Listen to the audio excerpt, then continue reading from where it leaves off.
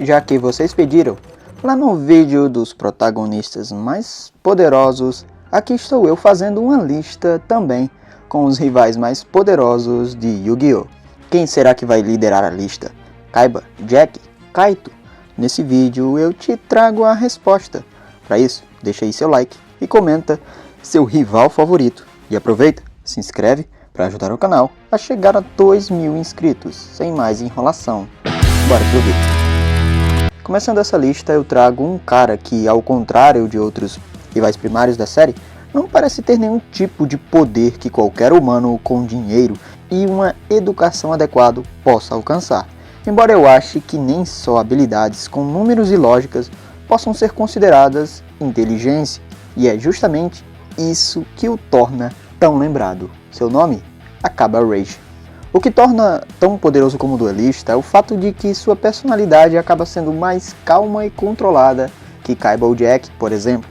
Caras que, mesmo com habilidades avançadas, têm seus duelos prejudicados pela sua impetuosidade ou arrogância.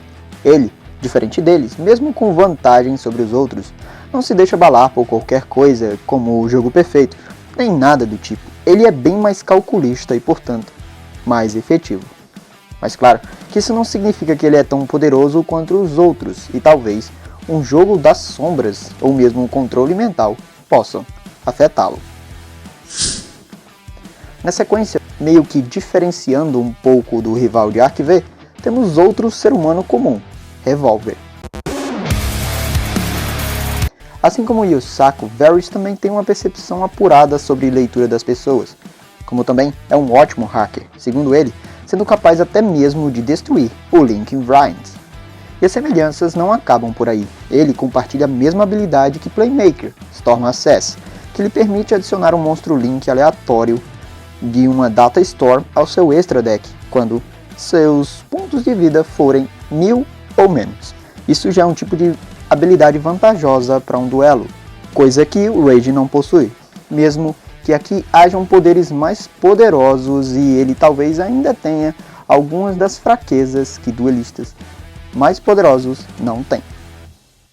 Antes de vocês me perguntarem aqui nos comentários, eu já digo que para mim Zane foi mais rival pro Jaden do que o Chess. E o mesmo vale pro Aster, que teve um baita arco na segunda temporada. Só que os três acabam meio que sendo esquecidos dessa rivalidade com o Slifer Vermelho. Por isso, eu preferi colocar os três aqui na lista, ok? Você não pode! Você quer apostar? Zane é outro daqueles personagens que você poderia dizer que não possui nenhuma habilidade extraordinária com duelos, apesar de ser um cara que é inteligente, bem estrategista e, como passou boa parte de sua vida dedicada a monstros de duelo, inegavelmente seria melhor que os figurantes, por assim dizer. Mas a verdade é que ele também pode ser considerado, como o Jaden, um duelista espiritual. Sua ligação com o Cyber Dragão final faz com que seu baralho, que já é muito bom, sendo para muitos o mais consistente de seu anime, dê a Zane uma facilidade maior do que outros de invocar sua principal carta. Não se sabe ao certo que tipo de ligação é essa, se está relacionada com o passado ancestral ou não. O que sabemos é que quando criança ele conseguia se comunicar com ele, e Zane nunca se mostrou sendo controlado, ou pelo menos alguém tentou. Então não dá para dizer que essa ligação não passa disso, e o mesmo vale pro Chess. Conhecem a saudação? Chess é o maior! Chess é outro personagem que também é considerado um duelista espiritual. Embora não tenhamos tanto tempo dedicado à história mais séria desse personagem, sabemos que ele pode se comunicar e ver espíritos de duelo, e isso acontece principalmente com os Ojamas, tendo ele de certa forma migrado para uma nova estratégia.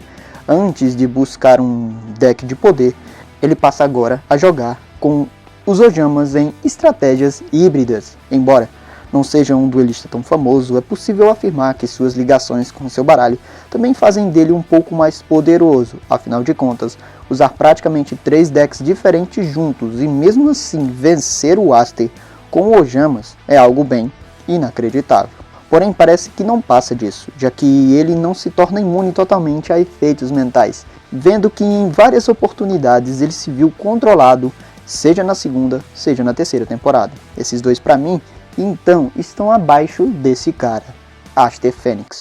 Tem um fato que ninguém vai poder contestar aqui. Eu sou o melhor. Aster também pode ver espíritos de duelo, como ele mesmo nos revela. Só que, diferente dos outros dois, ele parece ser outro cara diferente mesmo. Principalmente na segunda temporada, lá é seu auge. Nessa temporada, o cara é praticamente um adivinho, já que seus sentidos e intelectos impecáveis permitem prever o futuro com precisão. Não só resultado dos duelos, mas como o próprio desenrolar dessas partidas. Contra Jaden, por exemplo, ele foi capaz de definir vários eventos que iriam acontecer no futuro. Assim, ao mover os monstros do adversário através do tempo, ele procedeu perfeitamente para causar dano a ele, levando em conta os monstros deslocados que retornaram ao campo do passado. Tudo isso enquanto a torre do relógio tocava a cada turno e fazia a contagem regressiva para a derrota de Jaden, que inclusive ele já tinha revelado que aconteceria antes mesmo do duelo começar. A gente não sabe se isso é um tipo de habilidade que só estava ligada com Sartorius, mas é fato que durante as próximas temporadas isso nem sequer é citado, fazendo acreditar que talvez seu amigo tenha ligação com essa habilidade. Por isso que ele não está mais à frente nessa lista. Apesar de não ser algo extraordinário dentro de um anime com poderes místicos e ancestrais, Kaiba provou ser um grande não só em monstros de duelo, mas em muitas das áreas da sua vida, sendo considerado hacker, empresário, desenvolvendo boa parte das tecnologias que fazem o jogo o sucesso que é hoje. Prepare-se para duelar!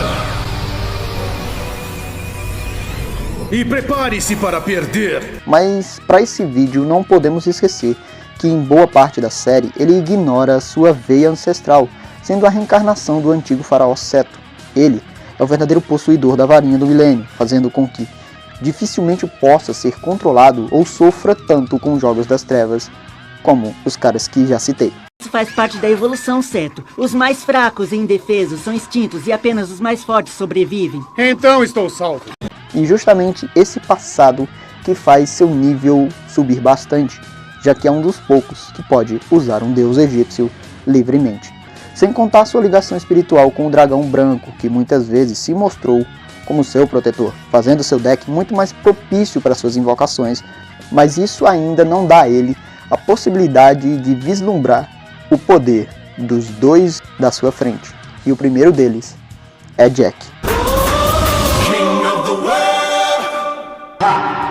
Jack faz parte dos 5 signatários do Dragão Carmesim, daí tem acesso à marca completa do dragão e algumas de suas habilidades, como conversar com os espíritos de duelo mesmo sem ser essencialmente um duelista espiritual. Ele é imune a efeitos de modificação temporal e possivelmente também aos Jogos das Sombras, sem contar as muitas outras habilidades que esse monstro ancestral concede aos outros signatários. Porém, assim como Yusei, ele possui um diferencial, a Burning Soul, que permite ao portador assumir os poderes do próprio Crimson Dragon e criar um milagre. Dentre alguns desses, está a capacidade que ele possui de selar qualquer monstro, incluindo o Imortal Terrestre, o que permite ao signatário obter o poder daquele monstro, sendo então capaz de criar cartas com esse poder, como Red Nova Dragon, um monstro absurdo. A gente não sabe muito sobre essa habilidade, fazendo, para mim, ele estar atrás desse cara, Kaito. Kaito no início é outro personagem que seus poderes não têm nenhuma origem mística própria. Boa parte de suas habilidades são de origem tecnológica e fornecidas pelo seu pai. Nessa parte, ele tinha não só a capacidade de extrair esses monstros, como a própria alma de seus adversários. Como ele faz isso só com tecnologia, não me pergunte. Mas é fato que isso faz com que seus antigos detentores envelheçam drasticamente. E a gente até pode considerar sua ligação com Haruto permitiu que ele se tornasse um pouco mais poderoso, e possivelmente essa ligação fariam que os efeitos de controle e de certa forma dos Jogos das Sombras não funcionassem contra ele. Mas o que muda aqui mesmo é seu último duelo. Por mais que não saibamos se existe ou não uma ligação espiritual com o Dragão de Photon, podemos dizer que contra Misael ele atinge seu poder máximo, se tornando o mestre dos dragões.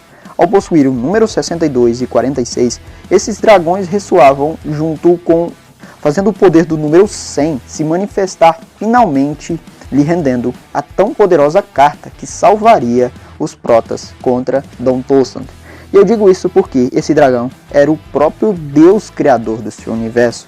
Então dá pra dizer que mesmo que por poucos segundos ele se tornou o rival mais poderoso da franquia.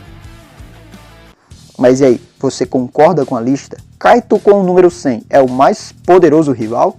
Zane e Aster são rivais do Jaden? Me diz aqui, e aproveita, comenta.